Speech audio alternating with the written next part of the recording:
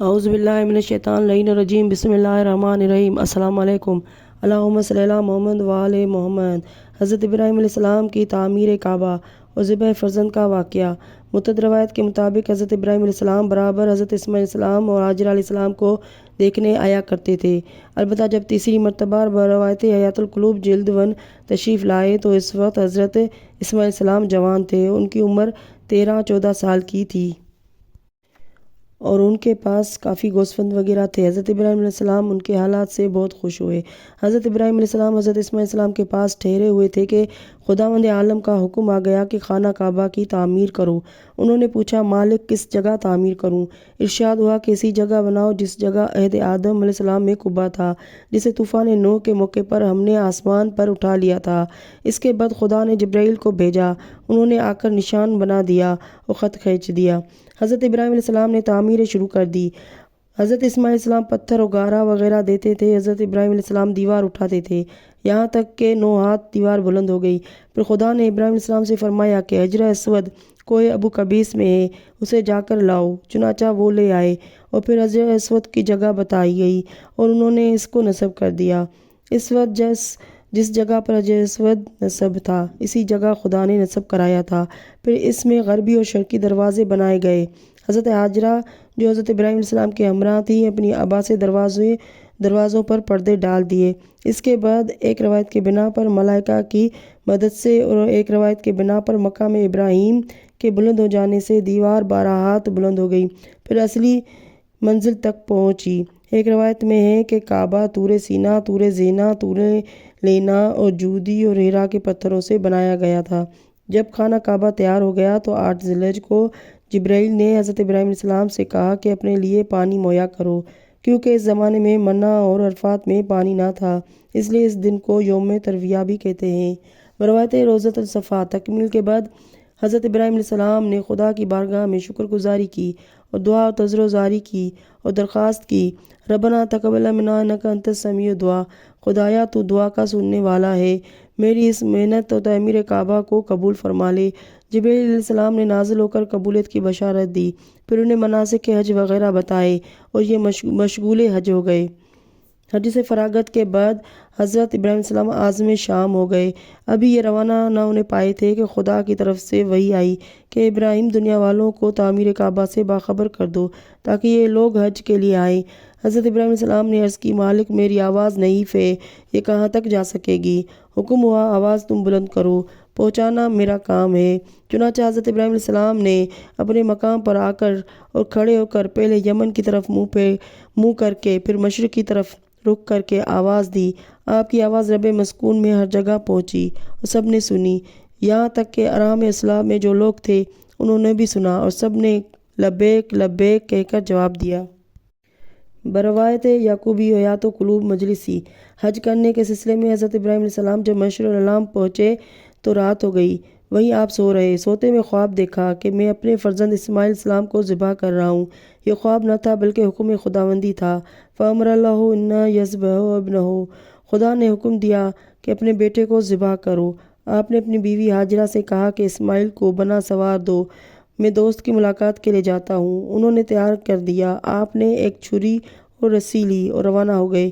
منام میں پہنچ کر اسماعیل علیہ السلام سے کہا کہ بیٹا، مجھے خدا نے حکم دیا ہے کہ میں تم کو اس کی راہ میں ذبح کر دوں۔ اسماعیل علیہ السلام نے عرض کی، بابا جان پھر تعامل کیا ہے؟ یا ابت افعل ما تؤمر، جو حکم ہوا ہے اس کر گزریے، آپ مجھے انشاءاللہ صابروں میں سے پائیں گے۔ باپ بیٹے کی گفتگو سن کر شیطان حضرت ہاجرہ کے پاس آیا۔ وہ کہنے لگا، تم آرام سے بیٹھی ہو، وہاں ابراہیم تمہارے بیٹے اسماعیل کو ذبح کر رہے ہیں۔ ہاجرہ نے کہا، ایسا کیوں کر ہو سکتا ہے جبکہ وہ مجھ سے زیادہ ان کو چاہتے ہیں؟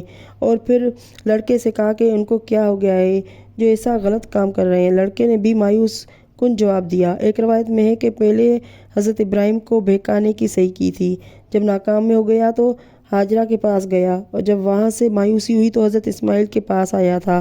جناب ہاجرہ اگرچہ مطمئن تھی لیکن ماں کا دل رکھتی تھی۔ شیطان کے اس کہنے پر کہ ابراہیم علیہ السلام کو خیال ہے کہ انہیں ذبح فرزند کا حکم خدا نے دیا ہے، جناب ہاجرہ تفسیس حالات کے لیے گھر سے نکل پڑی۔ ادھر حضرت ابراہیم علیہ السلام نے بیٹے سے گفتگو کے بعد اسے زمین پر لٹا دیا۔ اسماعیل علیہ السلام کے کہنے کے مطابق کہ جوان کا تڑپنا دیکھا نہ جائے گا، آنکھوں پر پٹی باندھ لی۔ روایت کشف الغمہ میں ہے کہ اس وقت باپ بھی رو رہا تھا اور بیٹا بھی، کیونکہ یہ فطری تقاضا تھا۔ زمین پر لٹانے کے بعد حضرت ابراہیم علیہ السلام نے گردن پر چھری چلائی، لیکن چھری پلٹ گئی، پھر سیدھی کی، پھر چلائی، پھر پلٹ گئی۔ اس طرح 3 بار ہوا۔ آخرکار آپ نے چھری مضبوط پکڑی اور زمین پر گھٹنے ٹیک کر پوری طاقت سے چھری کو دبا کر چلایا تو گلا کٹ گیا۔ خوش ہو گئے کہ قربانی کامیاب ہو گئی۔ خدا نے بھی فرما دیا، صدقت الرؤیا، تم نے خواب سچا کر دکھایا۔ لیکن جب پٹی کھولی تو دیکھا کہ دمبا ذبح پڑا ہے اور اسماعیل علیحدہ کھڑے ہیں۔ غمگین ہو گئے۔ ارشاد ہوا، فدینا بذبح عظیم، ابراہیم علیہ السلام رنجیدہ نہ ہو، ہم نے اس قربانی کو ذبح عظیم سے بدل دیا ہے۔ تاریخ طبری میں رائے سلبی میں ہے کہ وہ دمبا جو حضرت اسماعیل علیہ السلام کی جگہ پر ذبح کیا گیا وہ وہی تھا جو حابیل نے نذر کے طور پر قابیل کے مقابلے میں پیش کیا تھا، اور خدا نے اسے ایک صاعقہ بجلی کے ذریعے سے قبول فرما لیا تھا۔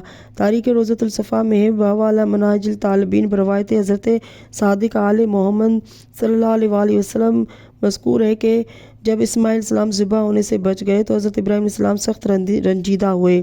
یہ دیکھ کر خداوند عالم نے ارشاد فرمایا کہ ابراہیم صلب اسماعیل میں نور محمدی صلی اللہ علیہ وسلم جاگزین ہے، میں نے اس کی حفاظت ضروری قرار دی، انہیں بچا لیا۔ اب تم مستقبل کے حالات دیکھو۔ چنانچہ خدا نے حجابات اٹھا دیے، انہوں نے فرزندان اسماعیل میں سے سرکار دو عالم صلی اللہ علیہ وسلم ان کے اہل بیت علیہ السلام کو دیکھا۔ ابراہیم علیہ السلام نے اولاد اسماعیل میں امام حسین پر نظر کی تو پوچھا، مالک اس عظیم شرف کا مالک کون ہے؟ فرمایا، حسین ابن علی، جو کہ رسول محمد مصطفیٰ صلی اللہ علیہ وسلم کا نواسہ ہے۔ عرض کی، میرے مالک حسین کے فضائل و کمالات کی وجہ سے میں انہیں اسماعیل سے زیادہ دوست رکھتا ہوں۔ میرے خدا نے فرمایا کہ بس میں نے اسی حسین کو اسماعیل کے عوض میں قبول کر لیا ہے۔ مطلب یہ ہے کہ ذبح عظیم سے مراد حسین ابن علی کی شہادت ہے۔ حیات القلوب میں ہے کہ حضرت ابراہیم علیہ السلام واقع کربلا دیکھ کر بے انتہا روئے۔ کشف الغمہ میں ہے کہ ذبح سے بچ جانے کے بعد حضرت ابراہیم علیہ السلام اپنے فرزند اسماعیل علیہ السلام کو لے کر گھر کی طرف روانہ ہوئے۔ ہاجرہ جو کہ راہ میں انتظار کر رہی تھی، جب ان پر حضرت اسماعیل علیہ السلام کی نظر پڑی تو اسماعیل رو پڑے۔ حضرت ہاجرہ نے واقعہ پوچھا تو انہوں نے سارا واقعہ بیان کیا۔ واقعے کے سننے کے بعد جناب ہاجرہ بے اختیار ہو گئیں۔ حضرت اسماعیل علیہ السلام کو سینے سے لگا کر بے حد روئیں اور خدا کا شکر ادا کیا۔ ایک روایت میں ہے کہ ہاجرہ کی نظر جب حضرت اسماعیل علیہ السلام کے گلے پر پڑی تو انہیں نشان ذبح نظر آیا۔ ایک روایت میں ہے کہ حضرت ہاجرہ اسی صدمے سے بیمار ہو گئیں اور اسی غم میں انتقال فرما گئیں۔ تاریخ روضۃ الصفا میں ہے کہ ان واقعات کے بعد حضرت ابراہیم علیہ السلام نے اسماعیل علیہ السلام اور دار مکہ شریفۃ الخلیفات ساخت اسماعیل علیہ السلام کو مکہ معظمہ میں اپنا خلیفہ مقرر کر دیا اور وہ خود شام و فلسطین کی طرف واپس چلے گئے۔ روایت طبری حضرت اسماعیل علیہ السلام کی عمر جب 15 سال کی ہوئی تو وفات پا گئیں۔ ان کے فوت ہونے پر جرائمیوں نے بڑی خوبصورتی سے ان کے ساتھ ان کے کفن و دفن کا انتظام کیا۔ اس عمر کی بے حد کوشش کی کہ اسماعیل علیہ السلام کا غم غلط ہو جائے، لیکن اس میں کامیاب نہ ہو سکے۔ بالآخر بروایت روضۃ الصفا کمال رنج و غم کی وجہ سے ترک وطن کا فیصلہ کر لیا۔ اسی کتاب میں ہے کہ جناب ہاجرہ علیہ السلام کو ہجر کے قریب دفن کیا گیا۔ اللہم صلی علی محمد و آل محمد۔ ناظرین، میری ویڈیو اچھی لگے تو لائک اور سبسکرائب کر لیں۔